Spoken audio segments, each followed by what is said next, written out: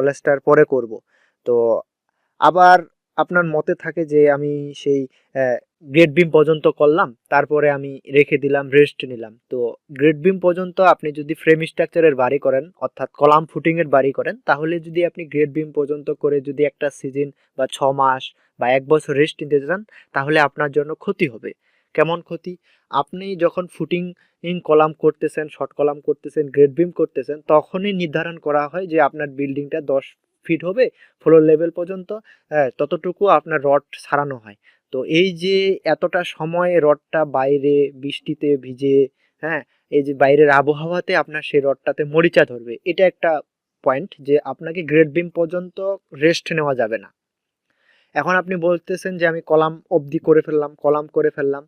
তো কলাম পর্যন্ত করার ফলে দেখতেছেন যে আমার সে তারপরও রডগুলো বের হয়ে থাকতেছে। তো রডগুলো যখনই বের হয়ে থাকতেছে তখন দেখবেন যে ভিতর দিয়ে কিন্তু আপনার রডের ভিতরে সেই মরিচাটা চলে যাবে। আমরা দেখি যে কোথাও যদি নিনটেলে বা কোথাও যদি হানিকম হয়ে থাকে, কোথাও যদি সেগ্রিগেশন হয়ে থাকে, যদি রড একটু বাইরের বাতাস পেয়ে থাকে, তখন দেখবেন যে সেখানে মরিচা ধরে সম্পূর্ণ বিল্ডিং আপনার নষ্ট করে ফেলে। তো আমরা যেন সেই কলাম অবধি না রেখে আমরা যেন ছাদটা করতে পারি। এখন আমরা ছাদটা করে ফেললাম, তো ছাদ করার ফলে আমরা রেস্ট নিতে পারি। এটা আমরা 6 মাস রেস্ট নিলাম। আপনারা দেখতেছেন যে এই বিল্ডিংটাতে পারতেছে না মালিক, এ রেস্ট নিচ্ছে। তো রেস্ট নিতে পারেন, রেস্ট যখনই নিচ্ছেন 1 বছর রেস্ট নেন, কোনো সমস্যা নাই। স্ল্যাবটি আছে, কলাম ফুটিং দাঁড় হয়ে গেছে, গ্রেড বিম হয়ে গেছে, আপনারা তখন সেই ফ্লোরে মাটি ভরাট করুন, সেখানে ধর্মুস করুন আস্তে আস্তে। যখন পয়সা হলো তখন আপনারা কি করবেন, গাঁথনিটা করে ফেলুন।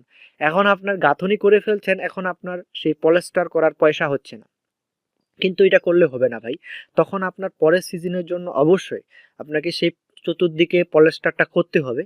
আপনি ভিতরেরটা না করেন, বাইরেরটা পলেস্টার করেন। তো পলেস্টার করে আপনাকে রেখে দিতে হবে। এরকমটা আমি কেন বলতেছি, কারণ গ্রাম অঞ্চলে এটা হয়ে থাকে। গ্রাম অঞ্চলে সামর্থ্য হয় না যে আমি একবারে একটা বাড়ি কমপ্লিট করি, 25-30 লক্ষ টাকা দিয়ে একটা বাড়ি কমপ্লিট করি, কিন্তু স্বপ্ন থাকে আমি বাড়ি করব। তো এদের জন্যই আসলে মূলত এই ভিডিওটি।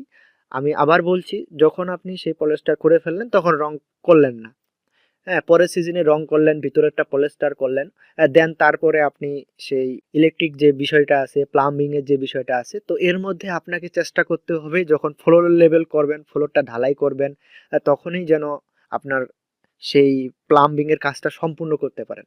তাহলে আপনার আর কোনো সমস্যা হবে না, বিল্ডিং এর ক্ষেত্রে আপনি রেস্ট নিয়ে নিয়ে করতে পারেন। এবার আপনি বলতেছেন ভাই আমি তো ব্রিক ফাউন্ডেশন দিব, হ্যাঁ, লোড বেয়ারিং এর বাড়ি করব, তো আমার ক্ষেত্রে কি উপায়? হ্যাঁ ভাই, আমি বলবো, যদি আপনি ভাবেন যে আমি